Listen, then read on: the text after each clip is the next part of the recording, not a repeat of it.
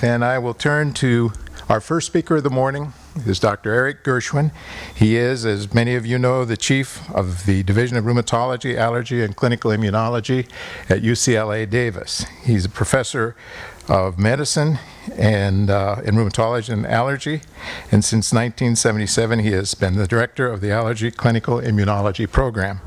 It's my great pleasure to introduce an old friend of ours, Dr. Eric Gershwin.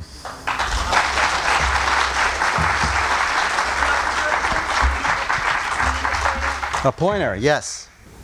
Buck, do you mind getting a... Thank you. And I think it almost works. Almost works. Well, we'll take it. What can I say? You know... Start your program. Great, thank you. Well, I can tell you that it's just an enormous honor and pleasure to be here.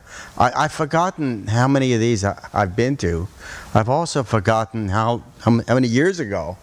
Maybe Buck can help me out. At least 12. At least 12. I think maybe even longer. No, it's longer than that. But a 12 conference, so every 2 or 3 years. So, and I started off by saying that I wasn't going to retire until we had a cure. So I'm almost 69. But on the other hand, I just got refunded on PBC through 2018. So we still got a little more time. And I thought what I might sort of accomplish this morning is give you an overview of what happens in my lab, which in a sense is really what's happening in primary biliary cirrhosis. Can you, yeah, you can just hit that and I'll take it from there. Yeah, so go back to about 1985. In 1985, I was a professor of immunology at UC Davis, and I worked on systemic lupus. And somehow I felt that there were so many people doing lupus research, and I was primarily studying lupus in mice, that I felt I really needed to get retooled. I needed to improve my own career, learn some more science, and see what would happen. And so about 1985, I moved to Australia. It says 1987, but I moved to Australia, and I worked in the lab of someone whose picture you'll see in a minute, called Ian Mackay, who perhaps is the father of liver immunology.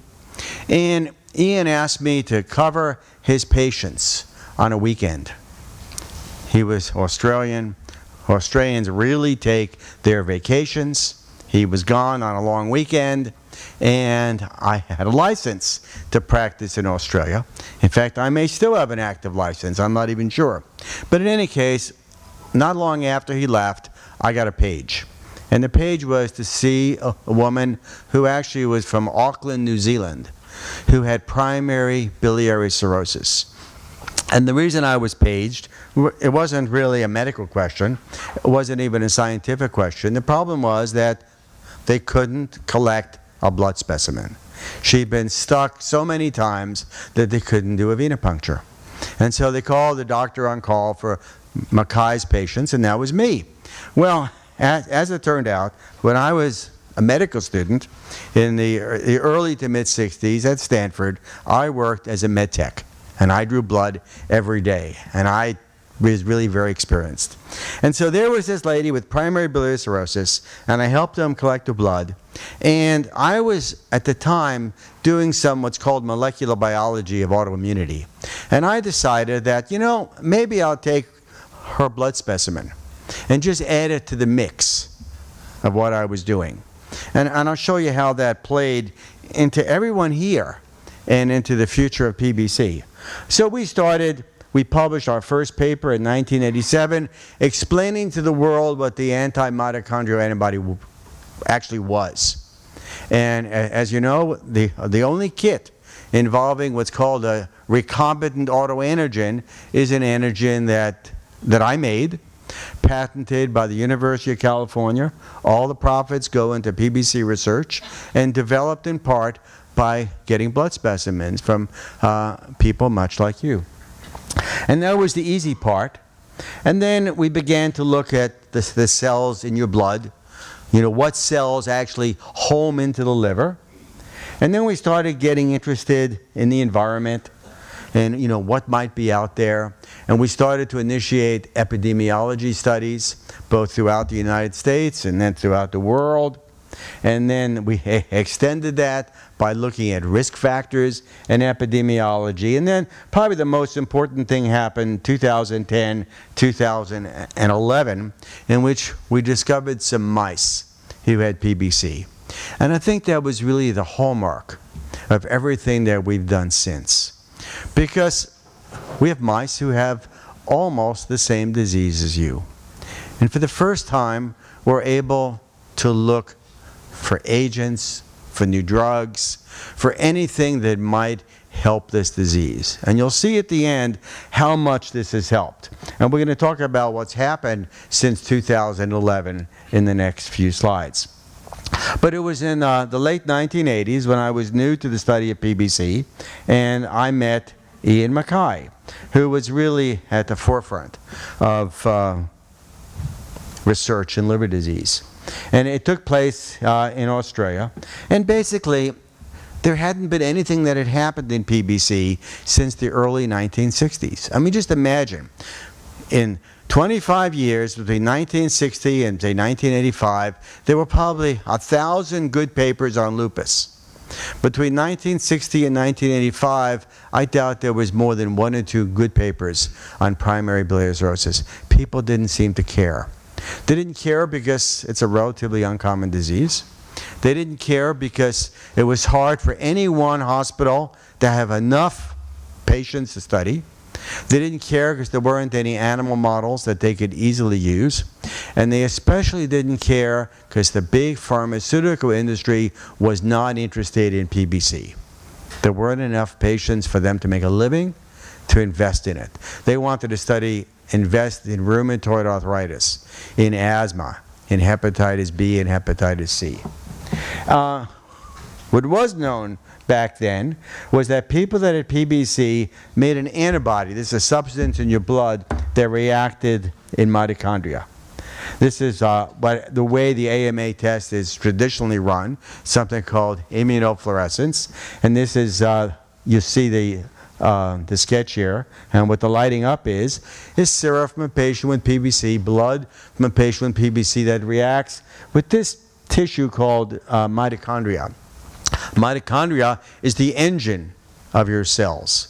Virtually every cell in your body has mitochondria, and it produces energy, it produces ITP, it helps you with respiration. If you don't have it, you're not going to survive. And everybody has the equivalent of mitochondria. People have it, dogs have it, cats have it, earthworms have it, bacteria have it. It's essential. But the actual antigen, or the protein that was reacting in patients' sera, was completely unknown. Well, there was a new technique back then involving cloning in what's called cDNAs.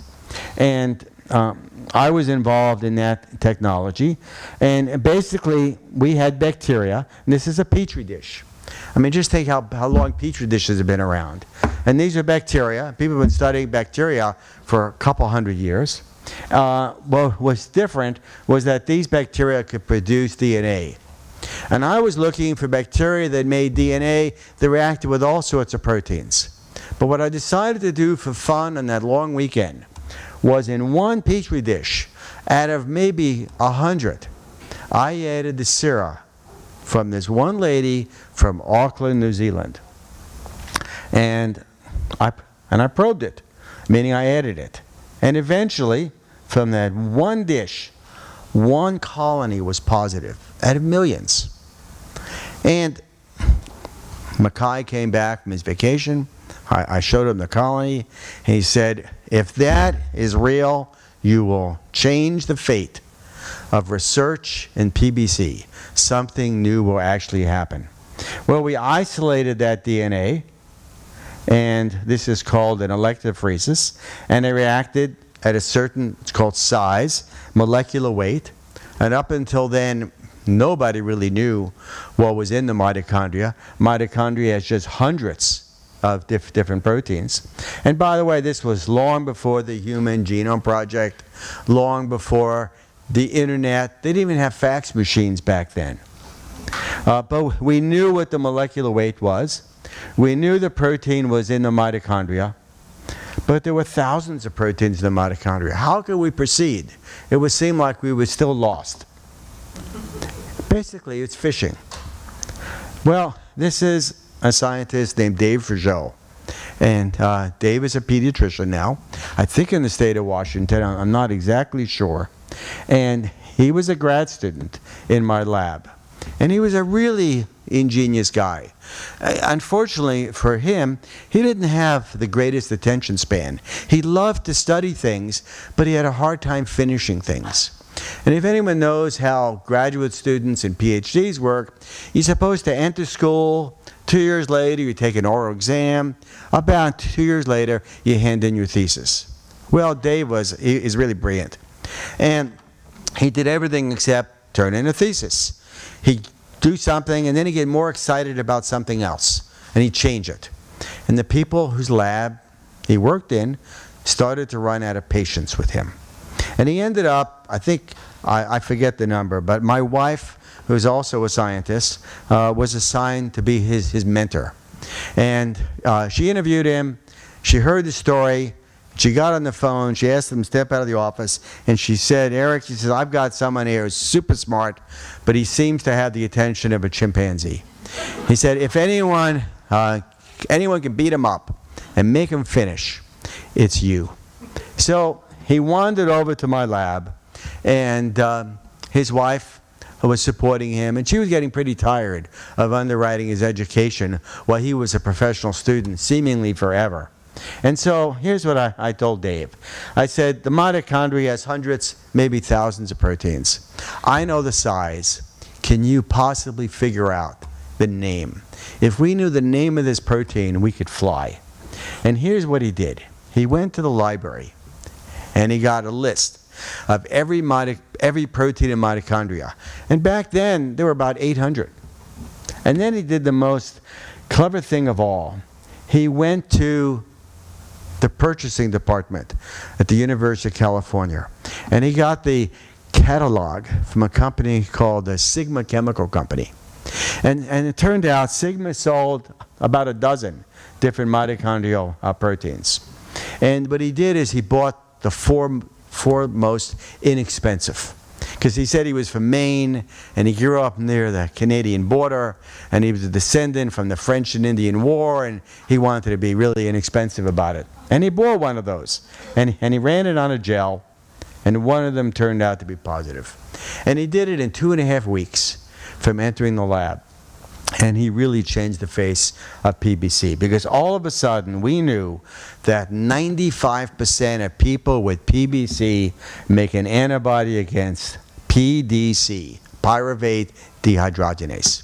And it was an eye-opener. Eye-opener scientifically. It was an eye-opener to autoimmunity. It was the first time in 100 autoimmune diseases that we knew what the antigen was.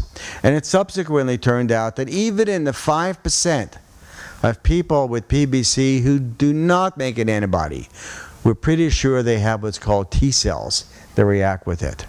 And so we took this, and that basically became the platform, so to speak, of how we did our research. And I want to show you a schema of this. This is it's supposed to be three-dimensional, but this is a three-dimensional picture of PDC-E2. 95% of you folks in the audience that have this disease, primary biliary cirrhosis, have an antibody in your blood. Antibody is what you have if you get immunized with a vaccine, except in your case, you're reacting it with a protein in your own tissue. This protein is a very big one. And at the very end of this protein was a clue. And it took us about 8 or 10 years to figure out what that clue was about, or that it meant anything. And here was why. At the end of this molecule is another chemical, and it's a very small chemical. It's called lipoic acid. And if my arm is the protein and my fingers are lipoic acid, every time you have a process called oxidative phosphorylation, that lipoic acid opens and closes and captures electrons. Even bacteria have it, and it's almost the same in bacteria as it is in people. It's been such an important protein in evolution that evolution hasn't changed it. It worked when evolution or God or whatever you want to believe came up with it, and evolution hasn't changed it. And we realize that when people react with this, they mostly react right there. They don't react down here, they react up there. We began to sort of ask ourselves what that meant. Well, why do we have a liver? Well, for nutrition, but we also have a liver for detoxification. Most of the stuff we eat gets detoxified in the liver. Most of the drugs we take, partially or completely, get detoxified in the liver or pass through the liver. And we began to ask ourselves, is it possible that exposure to chemicals, since it goes to the liver is the garbage collector of the body, the worst thing you could ever eat is chopped liver. I wish I knew that back in the 40s and 50s when I grew up, but my mother didn't know that. But in any case, we began to focus more and more on what was happening scientifically at that end of the region. And in fact, it turns out there are multiple proteins that people react with that have primary biliary cirrhosis. And virtually every one has lipoic acid at the end of it. And this lipoic acid, it turns out, is very attractive to the antibodies. Well, because it was there, and because it swung and it moved around, we thought we needed to find someone who was a little smarter than we were. So we went over to our chemistry department, and I met an organic chemist named Mark Kurth, and an organic chemist named Kit Lamb. And they didn't know anything about PBC. They're PhD scientists, so Mark Kurth was. And also a computational biologist named Dan Barsky at the Lawrence Livermore Lab, who really did physics. And I said to them, you know, I'm an immunologist, and I think people are reacting with a molecule there. Is it possible that out there in nature, maybe as a food, something you inhale, is a molecule that looks like this? And could it be that patients are reacting with the look-alike? And because they're reacting with the look-alike, they also react with this. And so we began to focus a little more intensely on what's called the molecular structure of all of these autoantigens to convince ourselves that lipoic acid was really critical. Because, let's face it, if we knew what was reacting, even if we don't know what causes PBC, maybe we could short-circuit it. If I knew that this was involved in disease, maybe I could make a molecule that acts as a buffer. Put a decoy out there, a harmless decoy, and maybe you would react with the decoy and not react with yourself. And that was the direction we started to take very intensively. And in fact, the chemists found some mimics. And while this may come in 3 or 4 slides, we're really showing you probably 8 or 10 years or longer and millions of dollars in research money. They found some mimics. And when we took these mimics and we injected them into mice, the mice developed a PBC-like disease. Wasn't the same disease, but the disease in people takes a long time. The mice made high-titer antibodies, much like people. The antibodies looked just like that of people, and the liver and their bile ducts became inflamed. And this was really earth-shattering for us. And the question was, these antibodies, are they actually involved in disease? If your antibodies go up, we know your disease doesn't seemingly get worse. We began to realize that the immune response is what I call very promiscuous. In order for us to survive, if you get an infection, the body has more than one way to attack the bug. Just in case one way isn't enough. There are T cells, there are B cells, there's antibody, there's plasma cells, there's what's called innate immunity. There's a whole plethora of ways to attack. And we began to realize that in patients with PBC, they find more than one way to attack their mitochondria. But mitochondria are in all cells of the body. So why is the damage mostly in liver and salivary glands? And if we're to come up with any cure, that is a critical question. Antibodies to mitochondria, you have mitochondria in your lungs. You have mitochondria in your heart. Why is it the bile duct cells? Well, this slide will look complicated, but I'll try and walk you through it.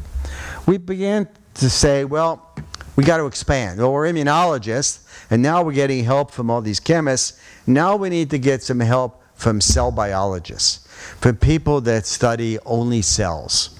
And we got the help of people that study only bile duct cells. Now, before even trying to read this, let me tell you that there's a process when cells die known as apoptosis. Everybody has it. Plants have it. What happens when a cell dies is it turns itself inside out. And interestingly, on the outside is the mitochondria. We thought, well, boy, that's really odd. Here's PBC. People make antibodies against mitochondria. When cells die, they turn inside out, and the mitochondria is on the outside. So we asked ourselves, when the cell turns inside out, a bleb can be seen. You can see it under the microscope. You got a big circle and a little teeny bleb. And the bleb has what used to be the mitochondria. And so we asked ourselves, is there anything special about... Is the microphone off now? Yeah. Well, probably need help. I don't think I did anything.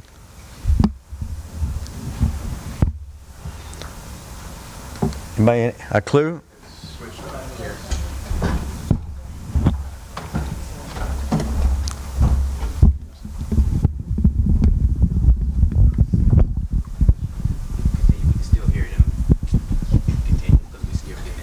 I'll speak up. And so the reason it becomes important is the real etiology of PBC. I suspect there's more than one. But that doesn't mean we can't cure the disease without knowing what causes it. Meaning, how do we prevent the damage? And this provided us a clue, as you'll see, that the bile duct cells are unique. That in those blebs, those little balls, is the same protein, PDC. We began to ask then, well, all cells have mitochondria, but the cells that are hurt in PBC are the bile duct cells. And look, they have the PDC inside of them. And so if we can prevent that from happening, I'll show you a little picture of what this means.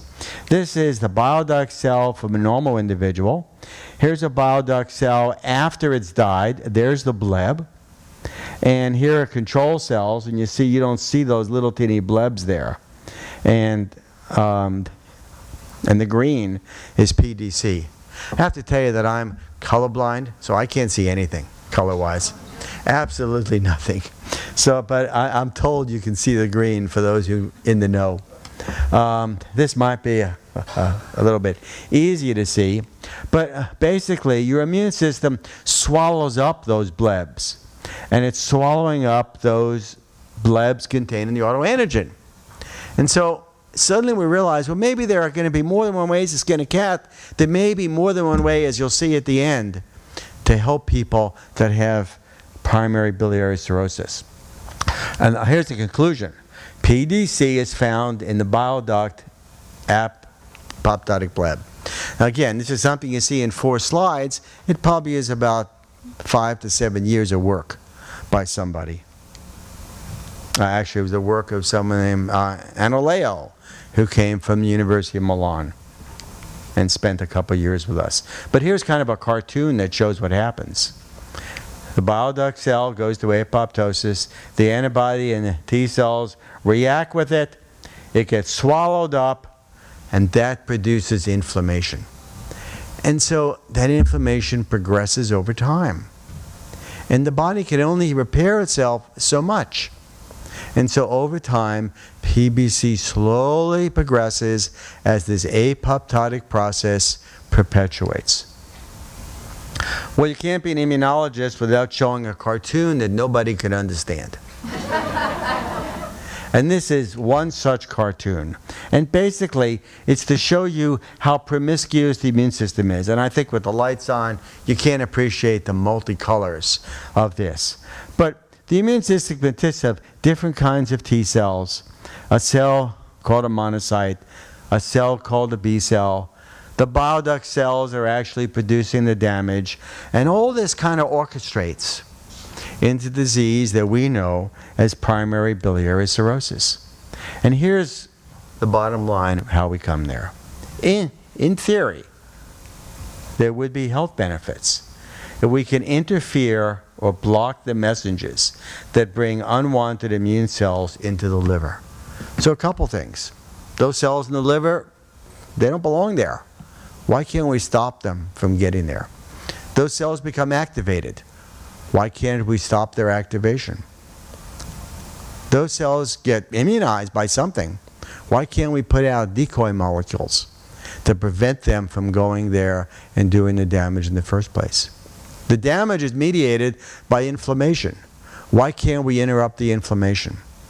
Ultimately, there's fibrosis. Why can't we either stop the fibrosis or reverse the fibrosis? Which means that there are multiple ways in which the immune system can be interfered with to hopefully help people with primary biliary cirrhosis. Now, in autoimmunity, there are drugs called biologics. They're being used for rheumatoid arthritis, systemic lupus, Wegener's granulomatosis, all sorts, psoriasis, multiple sclerosis, the list goes on and on. Why won't they be applied to primary biliary cirrhosis? I know that some of them have great potential to work. Well, they won't be applied because 10 years ago, the companies wouldn't even talk to me. They would want to hear my ideas.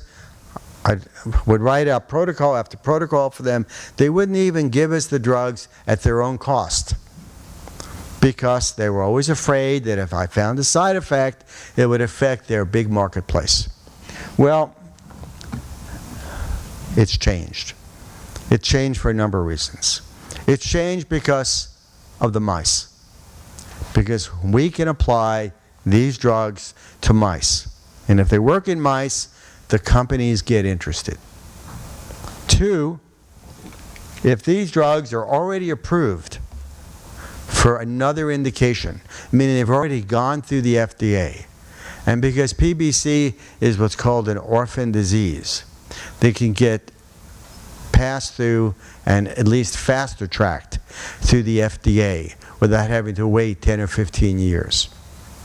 And so I can tell you in the last 4 or 5 years, a number of small to very large companies have come out to Davis, or I've gone to them and talked about the possibilities of doing clinical trials in PBC, some of which have already taken place. Here are the windows of opportunity. We know in the beginning you react with something in your own tissue. Can we prevent that with a drug? We know there's a cell called the T cell, which is very active. Can we soften it? Can we downregulate it so it's not so harsh, so activated? We know those cells end up in the liver. Can we prevent them from going in the liver? We know there are cells that destroy the bile duct. Maybe there are molecules that even if they're in the liver, we render them harmless. There's cholestasis that produces secondary inflammation. Can we interrupt that? Can we interrupt the fibrosis? And because PBC is a progressive disease, we're going to need to find different drugs at different stages. Meaning the drug we give a patient early may not be the same drug that we give late. or maybe we need to give combination therapy. But I promise you it can be done, and I know there are drugs out there already in the marketplace that have the potential to help people with PBC. Different windows of opportunity.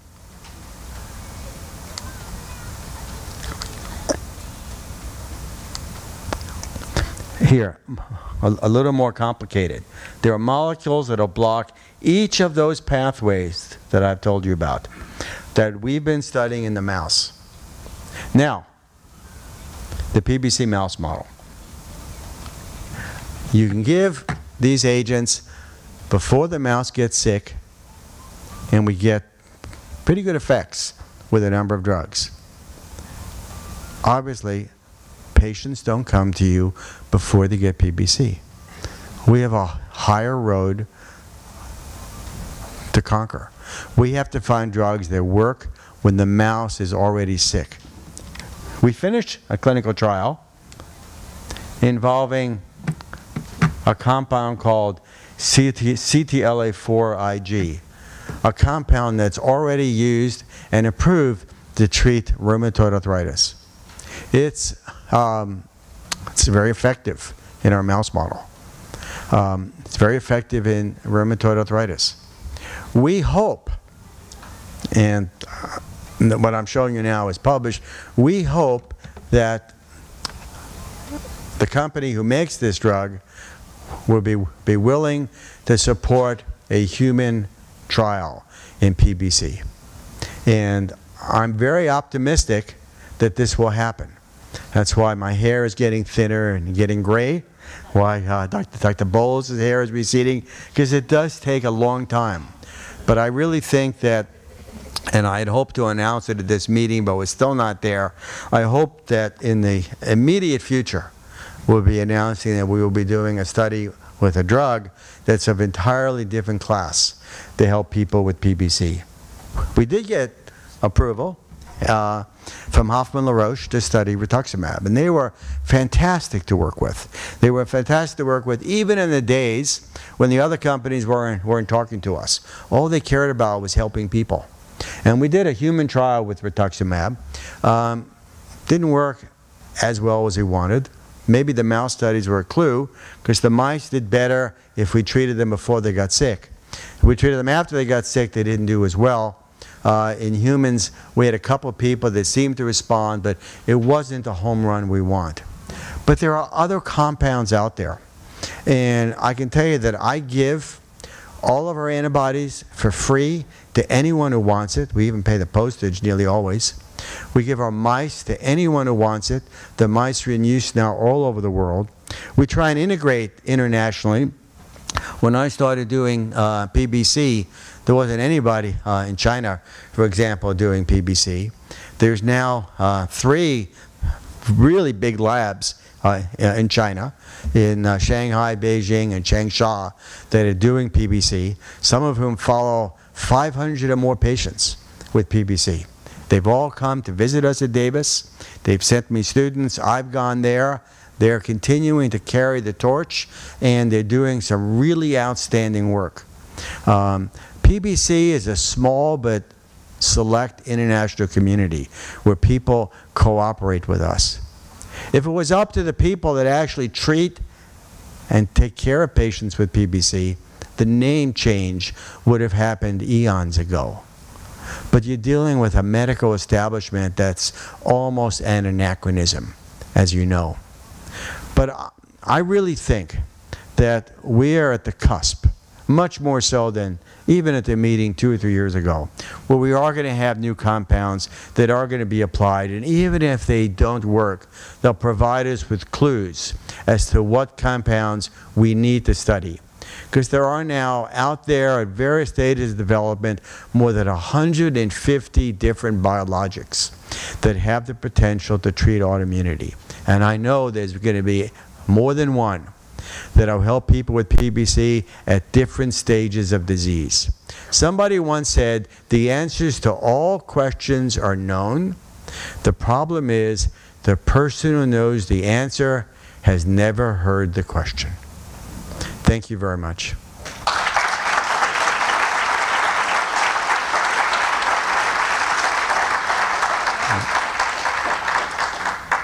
Buck, obviously I'd be happy, delighted to answer anything. Terrific. Any questions?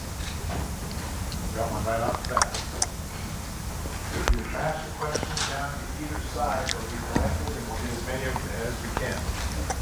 Get started with this one, Eric. Well, I get this question often.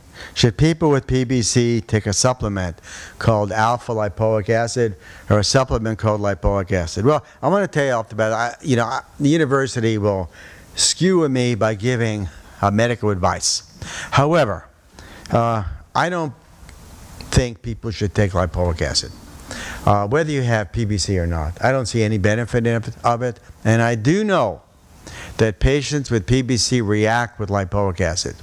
So unless somebody can prove otherwise, or there's something out there that I don't know, I think you'd be out of your mind to take a lipoic acid supplement.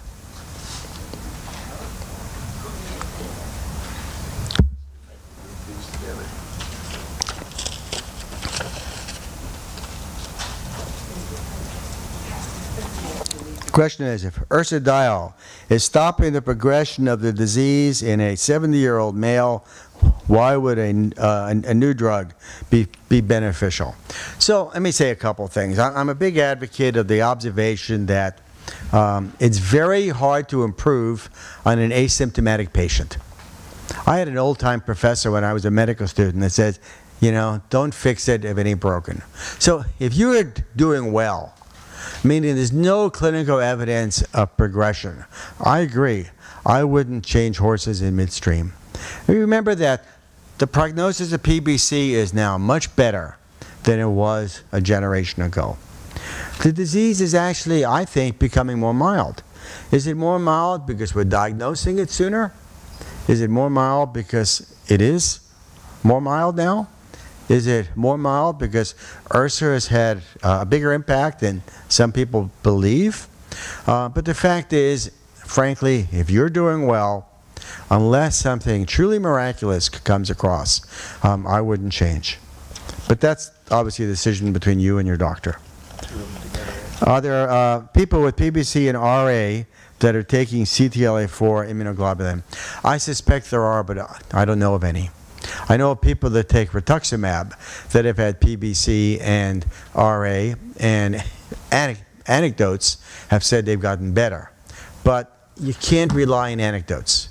You really need evidence-based research that's followed for some period of time. Then it says, would the CTLA-4 treatment be for people with the overlap syndrome? I don't want to jump the gun here. I'm not recommending anybody take CTLA-4 immunoglobulin. I'm only using it as an example of what a future clinical trial would be about, in which patients would have to agree, they'd realize it's only part of a clinical trial, that it might not work at all, that there are no promises. I presented to show that we're able to extrapolate from studies in mice and hopefully translate those into clinical investigation in people. Please don't run out and start to ask your doctor to give you a drug. The small print on biologic commercials, Humira, etc., all warn against liver damage. Would the new biologics also address this, RA, psoriasis, etc.? Well, they don't all warn about liver damage. Virtually all drugs warn about the liver, and all drugs would have side effects. So, like everything else, there's a cost-benefit analysis, there's a risk-benefit analysis. So you've got to read the fine print, you've got to see if a drug is approved, whether it's indicated, how it should be used, how it might work in your own case. But again, don't jump the gun yet, okay? We're not there yet, unfortunately. Is the disease course different between those with abnormal bilirubin and cholestasis and itching versus those with elevation, alk phos, normal bili, and GGT and no itching? So the disease course, the progression, can be relatively independent of itching. I'll leave this to Dr. Bolus. I mean, you can have some very mild patients with very severe itching. You could have patients with fibrosis who don't itch. Itching has been a real enigmatic problem to really understand the mechanism. Do you recommend testing the families patients with PBC? I personally don't.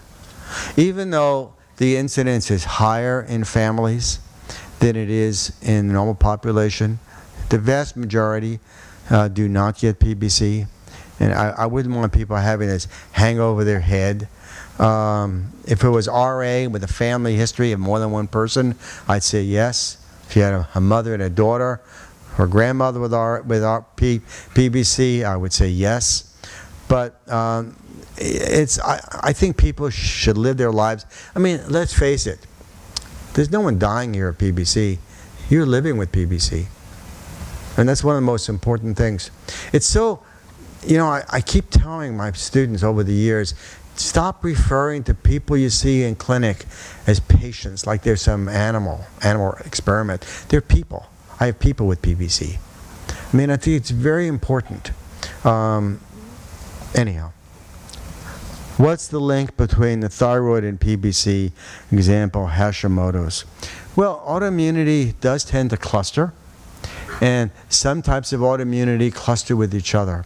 So there's a lot more, for example, autoimmune thyroid disease in families where there may be a person with PBC.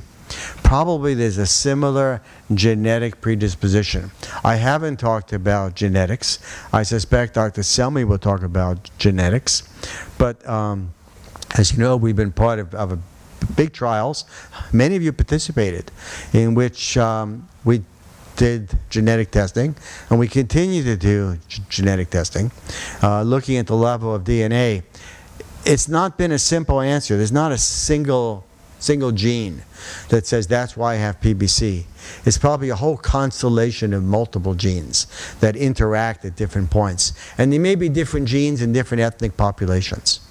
So it's very, very complicated. Oh, sorry. PBCers who have, let me read it first. Okay, there are PBCers with autoimmunity that also have fibromyalgia. Could it really be from PBC? Well, so I'm a rheumatologist. I'm an immunologist, but I'm also a rheumatologist. Fibromyalgia is really chronic aches and pains. It's been around forever. The Princess and the Pea had fibromyalgia. The mattress that she slept on was very hard because someone put a pea underneath it, and because she had fibromyalgia, she tossed and turned all night long. It's a real disease. It's not in anybody's mind. And what causes it, we don't know either. Certainly, anyone that goes through a lot of severe acute stress would be susceptible to fibromyalgia. You've got to put it in perspective. The same with fatigue. I tell patients, come to me, see I use the word patients myself just then, that have fibromyalgia, that you need to get help from home. Same with PBC. If you have fatigue and that's your only symptom, you have a good reason not to do the housework. You have a good reason to get someone else to do the vacuuming. Fatigue is another big problem in PBC that doesn't always get appreciated. Your significant other says, well, your liver enzymes are okay while you're tired. And you're tired for a good reason, and you need help. Did I understand you to say that, the liver products, chicken liver, are harmful to our livers? Well, here's what I said. The liver detoxifies. Okay, when you eat carcinogens, and we all eat carcinogens all the time in our diet, they end up in the liver. And so, why eat somebody else's garbage? That's what I'm saying. Do you recommend for children PBC frequency of testing? Well, here again, I personally don't recommend it. I don't know. I mean, people have different opinions. It's not an answer carved in concrete. You've got some of the greatest PBC doctors in the world today, Dr. Bolus, Dr. Linder, Dr. Vierling. Ask them and see what their answers are. They may all be different. Why is it I do not get a cold or flu in more than 40 years? Only in the last 4 or 5 years have I gotten a flu shot. Well, you know, PBC is not what I call a kaleidoscope. So patients with lupus have a kaleidoscope of abnormalities. It's a systemic disease. Their whole immune system is involved. PBC, everything seems to be focalized in the liver, which is why I think, God help us, we ought to be able to find a treatment for it a lot faster than lupus, because it is so focused. Which means you don't get more colds than anybody else. You don't get flu. So, some of you might, but it doesn't have much to do with your PBC, unless, of course, you got really severe liver damage. What causes fatigue? I wish I knew. There's all sorts of theories about the fatigue and PBC. There's now instruments or questionnaires to evaluate it. I don't think we know yet. There's probably a product by the liver that just makes you tired. Currently taking Actigol, but I'm wondering if I should take Ursa or Ursa Forte. What's the difference? What are the different aspects of the disease? How do they interact? I personally look upon them as the same. You know, the dosage size of the pill is a little bit different. I don't think there's really a significant difference. I have COPD. Can you comment on the relationship between mitochondria and respiration? Well, they're different. COPD is chronic obstructive pulmonary disease, typically as a result of chronic bronchitis, infections, smoking, air pollution, living in Los Angeles, at least back then. LA is now pretty clean, by the way, compared to a lot of places. But there's no relationship. Why do 5% of us have a negative AMA? Well, if I were to test the sera of the so-called AMA negative people with my testing, about half of them are positive. Okay? It's just that the titer isn't high enough to be picked up by conventional testing.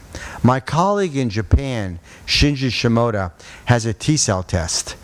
And he, in fact, can find white cells that react with mitochondria even in the AMA negative people. So I think you are positive, but in a different way. In the past, you asked us to give saliva samples. Did this accomplish anything? And the answer is yes, overwhelmingly. The blood, the urine, the feces, the saliva, the bile, the liver, everything we've gotten from you, we've used.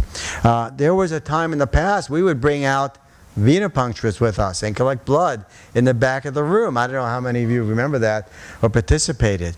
Unfortunately, we've run into such major obstacles with TSA that it's just not practical for us to do it anymore. Even when they allowed us to bring the blood onto a plane in special packages, they insisted it go through the X-ray machine. So we just couldn't do it anymore. But the answer is yes. It would enable us to identify proteins in body fluids, such as saliva. It enabled us to do DNA testing. It's been, I mean, the stuff that we've done could never have happened without the PBCers. And I can't emphasize that too strongly. The tissues you've given us, the folks of you that have had sisters, identical twins, have helped us beyond expectations. The reason why many doctors didn't study PBC is they couldn't get enough samples. It was a career end for themselves. They couldn't do it. And we didn't want that to happen. The PBCers helped us to do that. And I got major help when I started. When I came back from Australia, I needed large quantities of sera, blood, from patients with PBC. And I called around to all the big PBC centers back then. Mount Sinai, Colback, various places around the country. And most of them said, you know, I think what you're telling me sounds good. I don't understand it, but I never collected any sera because I never thought to save it. And then I called Raleigh Dixon at the Mayo Clinic. And I talked to him on the phone for a half hour. And he finished the conversation by saying, Eric, I didn't understand anything you told me, but boy, it sounds important. How much do you need? And for the next 10 or 15 years, there was almost a continued exchange of samples from the Mayo Clinic, from Raleigh Dixon, who had the foresight to know that he was a clinician, but he was going to give samples. And Keith Linder, who will come soon, replace him, and that continued thereafter. Marshall Kaplan, who, as you know, passed away 2 years ago, also became a tremendous resource. Are you working with the people doing genetic studies? And the answer is absolutely. We have NIH grant worth several $100,000 a year that'll go on now for another 3 or 4 years, hopefully longer, in which we're doing intensive genetics testing. We mostly do the genetic testing, believe it or not, in samples from Italy that we get from Pietro Invernizzi in Milan. Why Italy? Well, they're more inbred than Americans. They tend to live in the same community. They can tell us the ancestry of their grandparents. They're not in Buffalo one year and San Jose the next year. They're easier to track. And we organize the entire collection of liver doctors in Italy. So we get samples from all over the place. And yes, it's a really, really big project. And we work with the Canadians on it as well. Is there notable itching in the mice with PBC? I wish they itched, but they don't. We're trying to make their disease worse. Remember, a mouse lifespan is only about 14 to 18 months. PBC takes a lot longer to evolve. We are trying to make it more severe in the mice. I have a sister born with celiac disease. Would my acquiring PBC have anything to do with the same genetics? The answer is probably. Genetic susceptibility, there's more sprue or celiac disease in patients' families with PBC than in families who don't have PBC. The concept of you have a promiscuous immune system, some of you develop more of one disease than the other, some of you develop multiple. I see someone at Davis who has lupus, RA, Sjogren's syndrome, Hashimoto's thyroiditis, primary biliary cirrhosis, and maybe ulcerative colitis. Yeah, Dr. Bolus is nodding his head. And boy, she goes on with life like everything else, you know, and she's always got a smile on her face, which I'm just absolutely delighted. Could a peripheral neuropathy be related to PBC? It depends. So if you have Sjogren's syndrome, which overlaps with PBC, and your doctor should test you for Sjogren's syndrome, if that's the case, you are more susceptible to neuropathies. And I think that's it. Excellent. Eric, once again, thank you so much.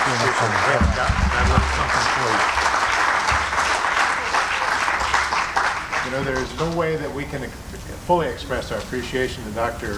Gershwin, who has been with us since the beginning of PBC, and for many of us who were diagnosed with it. And his labors in helping us it goes beyond the discovery of whatever the new drug will be to cure it. Dr. Gershwin has helped us with our fundraising efforts by donating art. He was giving a speech in a medical congress in Japan. He was giving a speech in Japan, and the next day we were having our congress in Biloxi, and it turns out that he couldn't get there. They canceled his flight. So together with Dr. Lindor delivered his speech, but he made sure that we heard it. But this is the level of appreciation that we owe him for everything he's done. Eric, thank you so much.